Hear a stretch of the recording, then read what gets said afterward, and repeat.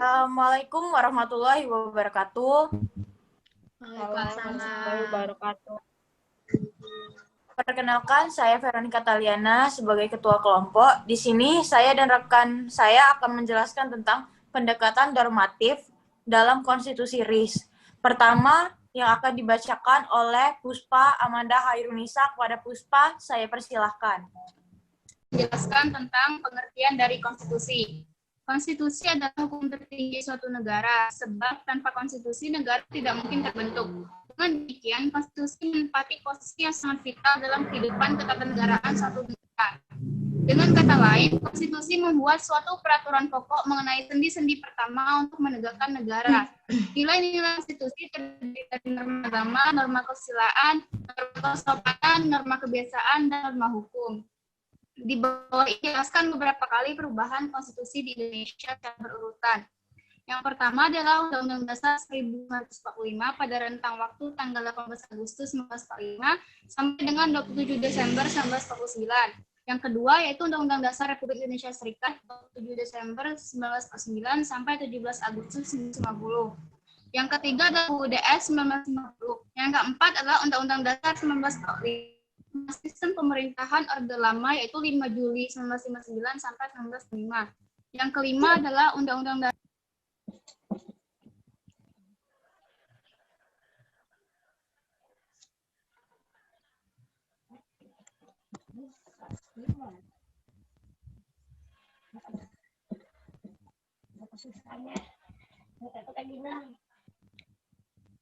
Lanjut nggak guys? Lanjut. 6 yaitu Undang-Undang Dasar 1945 masa reformasi berlaku 1998 sampai dengan 1999. Yang ketujuh yaitu Undang-Undang Dasar 1945 hasil amandemen pertama tahun 1999.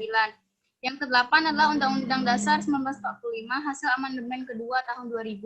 Yang kesembilan Undang-Undang 1945 hasil amandemen ketiga tahun 2001. Dan yang terakhir adalah Undang-Undang Dasar 1945 hasil amandemen keempat tahun 2002. Baiklah, sekian penjelasan dari saya. Konstitusi RIS, Undang-Undang Republik Indonesia Serikat.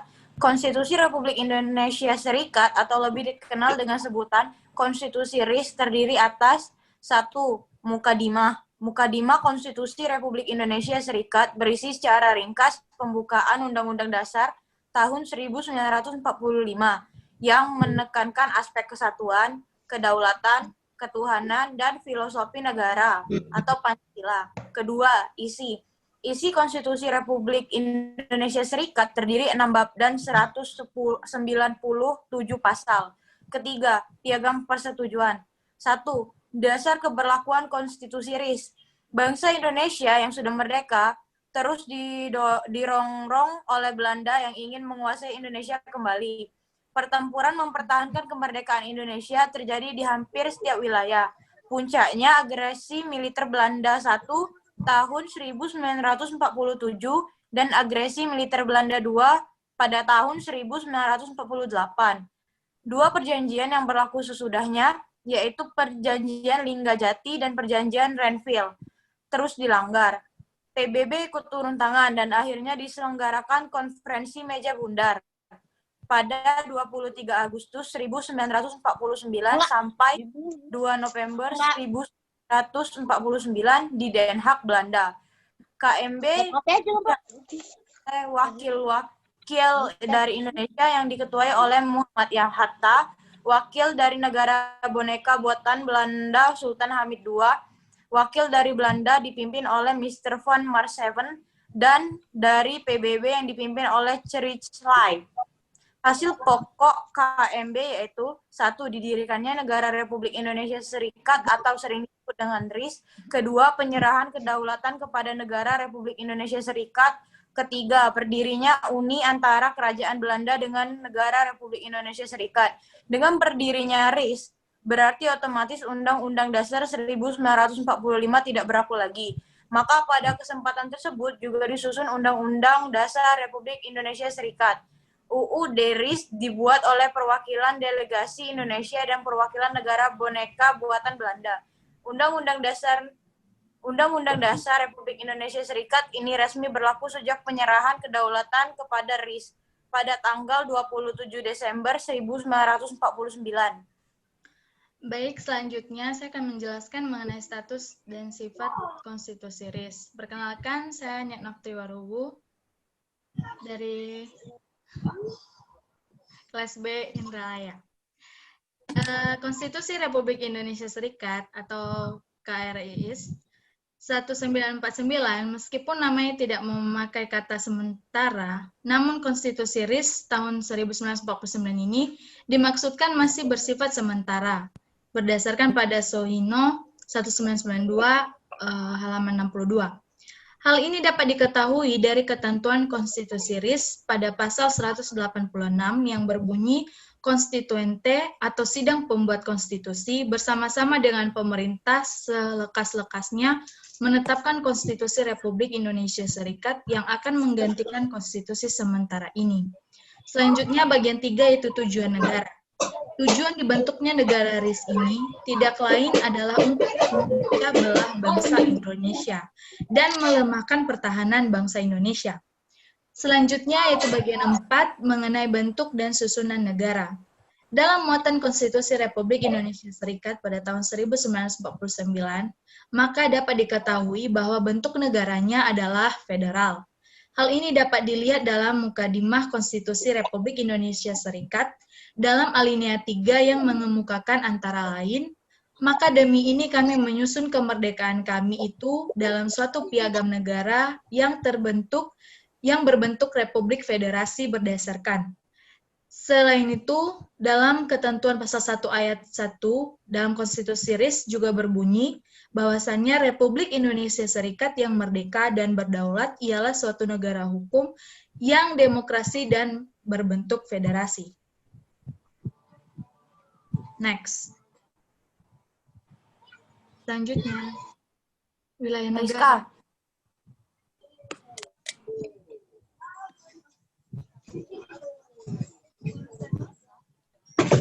Wilayah negara Indonesia Serikat sendiri meliputi negara Republik Indonesia berdasarkan Perjanjian Renville, negara Indonesia Timur, negara Pasundan, Distrik Federal Jakarta, negara Jawa Timur, negara Madura dan negara Sumatera Timur, dan daerah-daerah otonom seperti Jawa Tengah, Bangka, Belitung, Riau, Kalimantan Barat, atau daerah istimewa, Dajak Besar, daerah Banjar, Kalimantan Tenggara, dan Kalimantan Timur.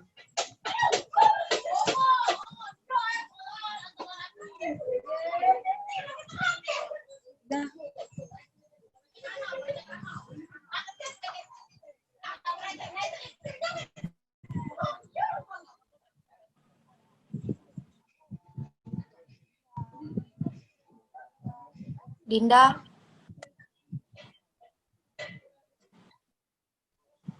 Din, miko mati.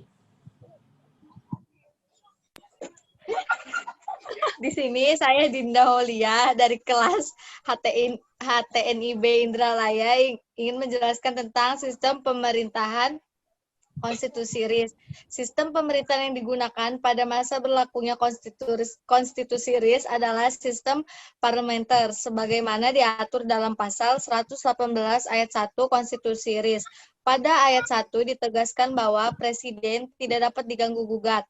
Artinya, Presiden tidak dapat dimintai pertanggungjawaban atas tugas-tugas pemerintahan karena Presiden adalah kepala negara, bukan kepala pemerintahan. Dalam pasal 1 ayat 2 dijelaskan bahwa kekuasaan kedaulatan Republik Indonesia Serikat dilakukan oleh pemerintah bersama-sama dengan Dewan Perwakilan Rakyat dan Senat. Yang dimaksud dengan pemerintah pada periode ini adalah Presiden dan Menteri-Menteri. Bisa dilihat pada pasal 68 ayat 1 Konstitusi RIS, di mana Presiden sebagai kepala negara sebagaimana dalam pasal 69 ayat 1 Konstitusi RIS dan mengangkat Perdana Menteri dan Menteri-Menteri. Dewan Perwakilan Rakyat dan Senat merupakan lembaga perwakilan yang masing-masing dimiliki seluruh rakyat Indonesia yang terdiri dari 150 anggota, bisa dilihat di dalam pasal 98 Konstitusi RIS, dan mewakili daerah-daerah bagian pasal 80 ayat 1 Konstitusi RIS. Lanjut.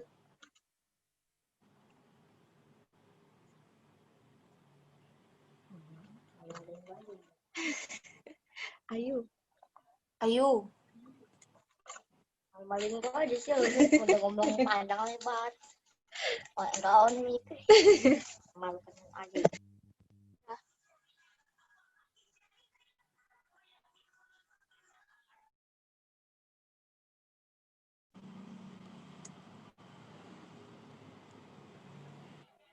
Rizka dulu kan, perlengkapan negara.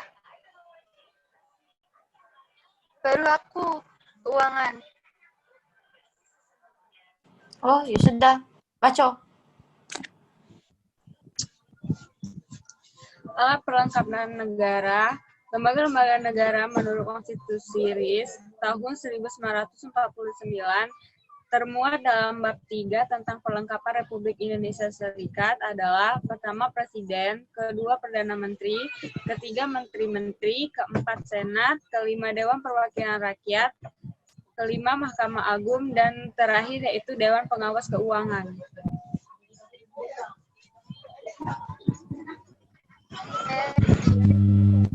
Menjelaskan sistem keuangan pada masa Republik Indonesia Serikat. RIS dihadapkan dengan persoalan keuangan sesuai dengan hasil keputusan KMB bahwa Republik harus membayar dan menanggung semua hutang, baik dalam negeri maupun hutang luar negeri, yang merupakan warisan dari Hindia Belanda. Untuk mengatasi kesulitan di bidang keuangan, RIS mengambil jalan dengan kebijakan yang pertama mengadakan rasionalisasi dalam susunan negara dan dalam badan-badan serta alat-alat pemerintahan, menyelidiki secara lebih baik dan teliti mengenai anggaran negara, bagian mengintensifkan pemungutan berbagai iuran dan cukai, mengadakan pajak baru, dan mengadakan pinjaman nasional. Hal-hal yang diatur dalam Konstitusi RIS. Bendera Kebangsaan Republik Indonesia Serikat adalah bendera Sang Merah Putih, Pasal 3 Ayat 1. Lagu kebangsaan adalah lagu Indonesia Raya, Pasal 3 Ayat 2. Bahasa resmi adalah Bahasa Indonesia, Pasal 4, dan Kewarganegaraan, Pasal 5 Ayat 1 dan 2, dan Pasal 6.